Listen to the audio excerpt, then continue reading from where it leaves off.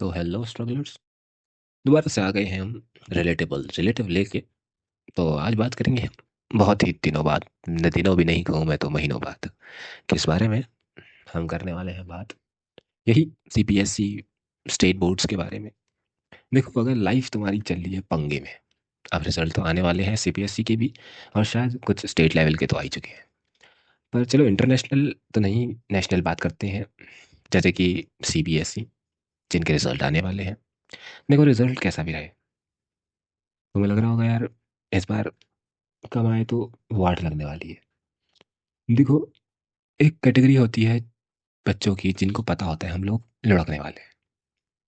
अगर वो लोग थोड़े से भी बचने वाले होते हैं पासिंग मार्क्स से, तो उनकी उम्मीद सराखों पर। उनको मज़ा ही आ जाता है कि भाई पास हो गए हम, चाहे वो 10वीं की हो 12वीं की।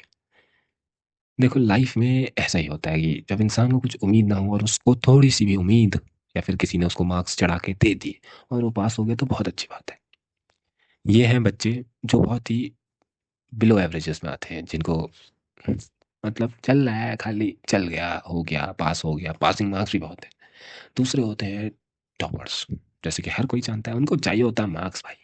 95 तो हलवा हो चुका है। बच्चे यूं क्रैक कर जा रहे हैं। बच्चों को मैं बचपन से देख रहा हूँ, लोग आकाश पाताल हर जगह घूम रहे हैं। कोई कहीं की कोचिंग सेंटर जा रहा है, कोई कहीं की, कोई आकाश जा रहा है, कोई पाताल जा रहा है। हर बंदा कहीं ना कहीं लगा है। अब मैं देखता हूँ कंपटीशन, देखो बच्चों में, छोटे छोटे बच्चों को देखता हूँ मैं अपनी जब गलियारों से जाते हुए, तो क्या दिखता है मुझे? छोटे छोटे बच्चे आकाश पाताल जा रहे हैं। और उनके माँ बाप भी, मैं अभी देख रहा हूँ मेरे आसपास का एक लड़का है, बच्चा है, वो बंदा आकाश पाताल जाने की बातें चल रही है उनके घर में, कि हम इस कोचिंग सेंटर भेजेंगे उसे, हम उसके कोचिंग सेंटर भेजेंगे। अरे नहीं, हमारा लड़का तो इंजीनियर बनेगा, हमारा लड़का डॉक्टर बनेगा। मतलब अभी वो कौन सी क्लास में है? सिक्स्थ में, मैं कहूँ, या फिर फोर्थ में। ऐसे बातें चल रही हैं। तो मैं ये देख के बड़ा शॉक्ड हूँ कि मतलब सिक्स्थ क्लास से भी क्या ऐसी चीज़ें होने लग जाती है क्या? भाई, मेरी तो दिमाग तब खुला था जब मैं 10वीं के बाद आया। 10वीं में भी खुला नहीं खुला पता नहीं मुझे। नीट जैसी कोई चीज़ भी होती है, जेई जैसी भी कोई चीज़ होती है। पर आपके माँ बाप और उनके बच्चे पूर्ण निष्ठा से लगे हुए हैं उस काम को लेके। माँ बाप तो माँ बाप, बच्चे भी आजकल मतलब सही चल रहा है यार, उनका भी सही जा रहे हैं वो भी। कुछ कुछ बच्चे हैं जिनको करना है कुछ लाइफ में, वो भी उस उम्र में वो समझ रहे हैं, नहीं समझ रहे हैं उन चीज़ों को, पर उनको सही लग रहा है, वो बढ़िया लग रहा है कि अरे हम अच्छी जगह पढ़ रहे हैं, हम बड़े होकर डॉक्टर बनेंगे, इंजीनियर बनेंगे। चाहे उनको ABCD अजीब से अभी समझ में भी नहीं आ रही है, पर उनको लग रहा है कि नहीं भाई, मेरा हो जाएगा। बचपन से ही, मतलब समझ रहे हो तुम? उनको अभी समझ नहीं है कि आगे जाके क्या बताओ कितना हार्ड है, कितना टफ है। पर वो लोग बच्चों को करना है, और उनके माँ बाप भी उनको उस जगह धकेलने में है। देखो, मैंने भी कहीं सुना था कि जब बचपन में जब बच्चे छोटे होते हैं ना, तो क्रिएटिव माइंड्स के होते हैं, छोटे छोटे बच्चे। तो जब हम इन सारा ये एजुकेशन सिस्टम ही खराब है ना सारा हमारा। बचपन में जब छोटे बच्चे होते हैं, तो तुम वही देखो, जब छोटे बच्चे होंगे तो क्या करते हैं? उनको स्कूल पहन पहुंचा दिया जाता है, लिखना सिखा देते हैं। जब बंदा बोल नहीं पा रहा है, वो लिखना सीख रहा है, उसको समझ नहीं आ रहा वहां चल क्या रहा है। कोई कुछ करने में लगा है, कोई कुछ करने में लगा है।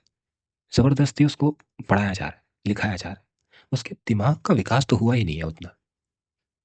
पर नहीं, उन लोगों को तो बंदे को पुश करना है आगे जाके, उसकी लिमिट को क्रॉस करवाना है। शायद ये थोड़ा गलत समझ गए लोग यहाँ पे, कि पुश योर लिमिट्स कहाँ काम आती है। वो भी शायद सिखाना पड़ेगा इनके लोगों को। तो देखो, हम बात कर रहे थे कि कहाँ पे था मैं, क्या बात कर रहा था, मैं खुद ही भूल जाता हूँ। हाँ, हम बात कर रहे थे तुम्हारा रिजल्ट आने वाला, तुम्हारी भी फट रही होगी। तो मैं बात कर चुका था उन बच्चों के बारे में जिनको पासिंग मार्क्स चाहिए, भाई पास हो जाऊं प्रभु, बेड़ा पार हो जाएगा मेरा। और दूसरे होंगे जिनको 95 अबव चाहिए, 90 के पार, 95 पार। अब तो कुछ नहीं रहा यार बच्चों में, मुझे लगता है बच्चे ऐसे निकाल दे रहे हैं, पता नहीं कैसे। शायद हैविंग हो चुके थे क्या?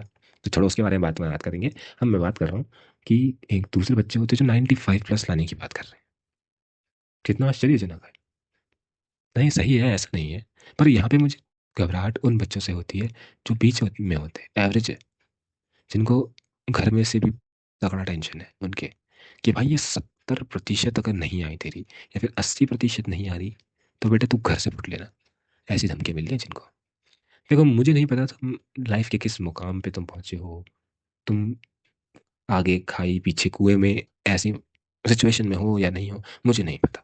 पर मुझे इतना ज़रूर पता है, अगर तुम्हारी भी लाइफ ऐसी चल रही है ना, अगर तुम्हें भी घर में धमकियाँ मिल रही है कि भाई तेरे 70 से 80 या फिर 80 से 90 भी आजकल लोग एवरेज मानते हैं, उसमें नहीं आई तो बेटा फुट लेना घर से।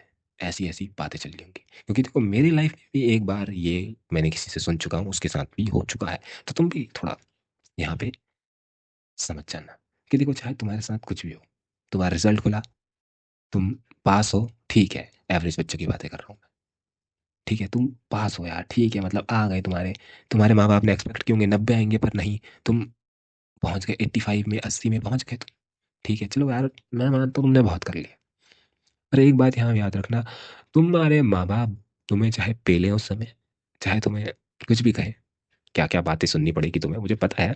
मैंने क्योंकि ये चीज़ें किसी के अपने दोस्त के मुंह से ही भी सुनी है, बंदे में क्या बीत रही होगी, मैं ये पता लगाता हूँ। तो हाँ, तो मैं यही बात कर रहा था कि तुम्हें चाहे कितना भी बंदा बोले यार तुम्हारे घर में, पर एक चीज़ याद रखना, उस समय सह जाना। सह जाना, ये इन द सेंस ये है कि जो वो बोल रहा है ठीक है, ठीक है, ज़्यादा दिमाग में प्रेशर मत लेना, क्योंकि तुम जैसी उस चीज़ को प्रेशर में लोगे, होने दो उस समय। देखो, कोई चीज़ परमानेंट नहीं रहती है, तुम्हारे माँ बाप उखड़ेंगे दुखड़ेंगे, तुम्हें लात लतेड़ेंगे, तुम्हारा क्या हाशिर करेंगे तुम्हें पता ही होगा, चार बातें ऐसी सुनाएंगे कि तुम्हारा कत्ल हो जाए, पर तुम उस समय उस चीज़ों को अपने दिल से मत लगाना, अपने दिमाग में मत बैठाना। क्योंकि देखो एक बात तुम यहाँ से जरूर समझ लो, उस बातों को अगर तुम अपने दिमाग में लगाओगे और उसको दिल में रखोगे, तो तुम्हारी रेड भरने वाली है जिंदगी में। अगर तुम ये नहीं चाहते कि लाइफ में आगे जाके तुम्हारे ये हाल बेहाल हो जाए, तुम कुछ ना कर सको, तुम्हारा तुम एक जिंदा लाश ना बन के रह जाओ, तुम्हें कुछ नमनेस हो, फील ना हो, इमोशनली इंस्टेबल हो जाओ, तो देखो उस मूवमेंट में उन चीज़ों को दिल से मत लगाना। तुम सोचना ठीक है यार, कर लेंगे, कुछ बढ़िया कर लेंगे, तुम सही रहो। मैं उन्हीं बच्चों के लिए अभी टेंशन हूँ जो लोग ऐसे बच्चे होते हैं, जिनको लाना कुछ है, आ कुछ और जाते हैं, एक्सपेक्टेशन बहुत हाई है पर गिर जाते हैं, कुछ होते हैं कारणवश। पर अब क्या कर सकते हैं, लाइफ है भाई, नथिंग इज परमानेंट। तो फिर मेरा यही सलाह यहाँ तुम्हें मैं देना चाहता हूँ कि अगर उस समय तुमने उस चीज़ को सहन कर लिया, सहन भी नहीं करना है, खाली हवा में उड़ा देना उस चीज़ को। पर हाँ, हवा में तभी उड़ाना जब तुम्हारे पास कुछ अच्छा गोल हो, और बनाओ यार गोल। लाइफ में गोल की बहुत ज़रूरत है। बस ये है कि उस चीज़ से तुम ट्रॉमेटाइज मत रहना। अगर उस समय तुम्हें लग गया कोई ट्रॉमा तुम्हारे माँ बाप के कुछ कहने से या फिर कुछ करने से, तो तुम्हारी आगे की ज़िंदगी के लग जाएंगे एल। तो बस आज की वीडियो में इतना ही करना चाहूँगा, क्योंकि बोलता तो मैं बहुत कुछ सकता हूँ, मैं 1 घंटा बोल सकता हूँ इस चीज़ के बारे में, पर वीडियो लंबी हो जाएगी। किसी दिन कोशिश करेंगे लाइव आने की। तो बातें यहीं पर ही ख़त्म करते हैं, और मिलते हैं कभी ना कभी, कहीं ना कहीं।